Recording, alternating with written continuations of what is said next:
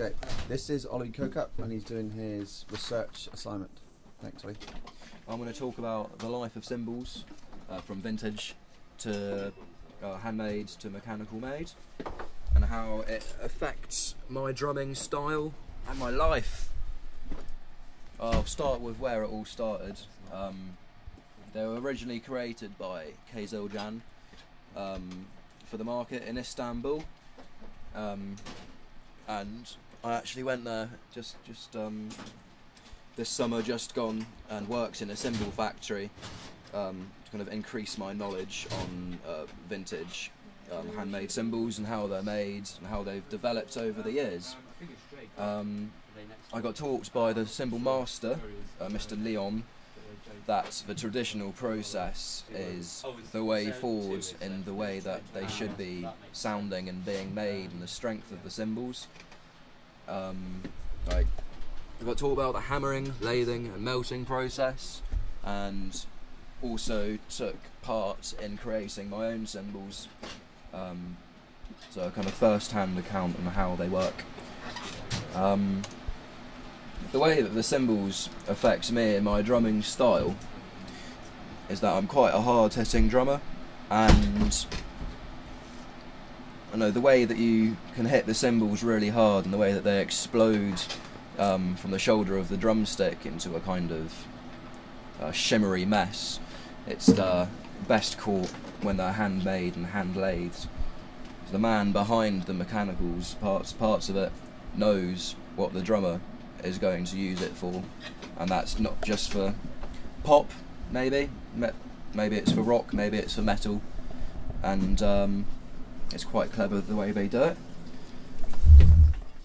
Okay, so talk about the sound a little bit. Oh, so I get in terms of resonance. video. Yeah, okay, video. Here's a video of my cymbals that I from the factory that I went to, and the sound of this is the China here, ride, hi-hats, and you can hear. You helped make these, or you saw these being made, or I bought them like the year before I went to the factory. Okay. And you can hear the way that they don't work over the drums; they work with the drums, and it kind of equals into a beautiful sound, I reckon.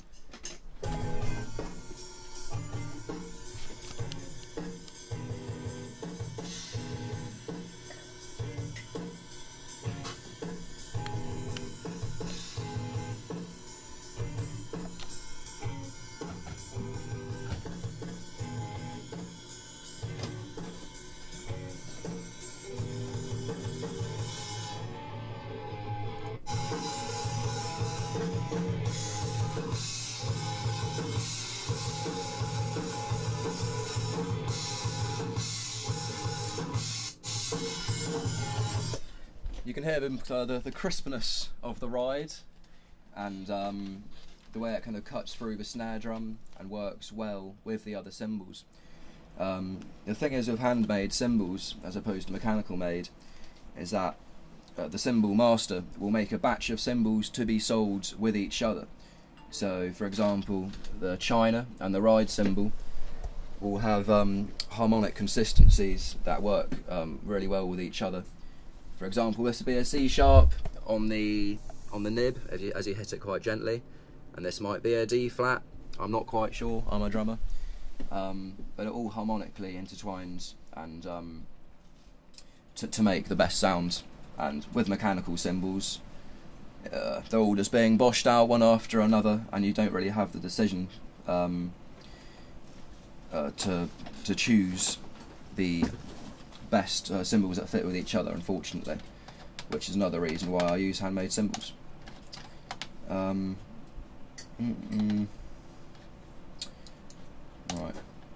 here are some photos I took of when I was at when I was at the factory. It's quite a perilous task making these cymbals. The men in Istanbul, they didn't have any protection over their bodies. They had maybe a pair of gloves, maybe a hoodie, maybe some jeans, but apart from that, they're standing right above and right next to 1600 degrees worth of heat, which in turn is quite dangerous. which is quite cool as well, because these are the chaps that made my cymbals and all of this.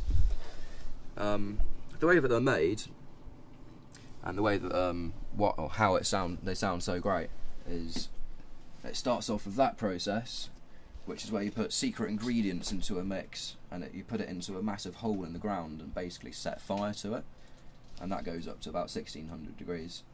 And then you take out the melted metal and pour it into these little, I don't know what they are, containers of sorts, as molten metal. You wait for them to cool down, and you have a little machine which one can use to press and therefore cool down the metal. And then it goes to the hammerers, and they hammer them equally. And then after they're hammered, then it goes to lathing. And the lathing is the part which is the most important. That decides the resonance, that decides the harmonic consistencies, and it just decides absolutely everything. So they're all hammered the same. Like all of the, for example, if you were to take Zildjian and say they were all handmade, they'd all use exactly the same materials, and they'd all been done exactly the same way until the lathing process, which I personally think is quite interesting. I've got a video of a man called Dave Turnkrantz, who's a drummer from Russian Circles, and he kind of seconds me, or I second him, either or, on the way I feel about traditional handmade cymbals as opposed to your stereotypical Zildjians or Sabians. All the old machinery that Turn it off a bit. Yeah. Where is it? The second one to the left. No, second one to the right. And they manufacture in the same way that Zildjian did. And if you ever look for like an old kit custom that was made in Istanbul, they can go for well over $1,000 for a broken one. In some cases, really hard to find. Yeah, that's a great company. I play 21 medium rides. They're the traditional. So why do you have them so big as opposed to Small ones. I played all different sizes, but like the bigger, the more they cut. You know, like you can hear it, feel them again. It's something that's like smaller cymbal. It's just kind of like you hit it, it's gone. I like it when it resonates. I like it when you hit it, you can kind of hear it gone. And yeah, the bigger the better. Too big is kind of ridiculous sometimes because you can't really. You hit it. You hit it and then you go back to hit it and it's still like this. You know, it's like because they're so heavy. Yeah. So I think a good range for me is 21, 22s. But I played all 21 rides, all medium ride. That's a man called Dave Turnkrantz, and he has exactly the same views as me on cymbals. What he was just doing there is talking about how when Zildjian first made the K Custom back in the day, they can still reach up to £1,000 even for a cracked one because they're so like well made, they're perfect. And this is what traditional cymbal makers are trying to achieve now, and they are achieving it. And these companies, you can go up to them and say, I like the sound of this Sabian AAX Rock Studio Crash 16-inch. And what they'll do is they'll listen to it, and the cymbal master, Leon, will be able to decipher which metals and how it's been lathed and how it's been made mechanically. And he will be able to make this cymbal for you, but it will sound better, it won't crack, it's a lot cheaper. So not only do they sound great, it just makes a lot of financial musical sense.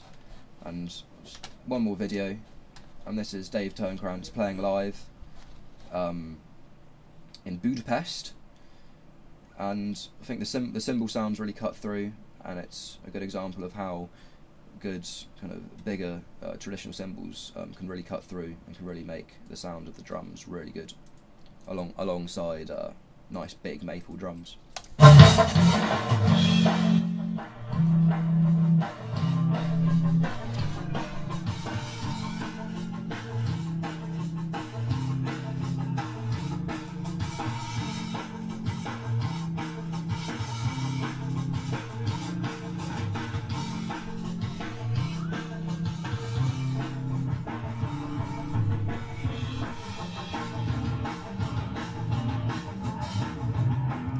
you can hear the crispness of the hi-hats. Now I'll move on to the cymbals.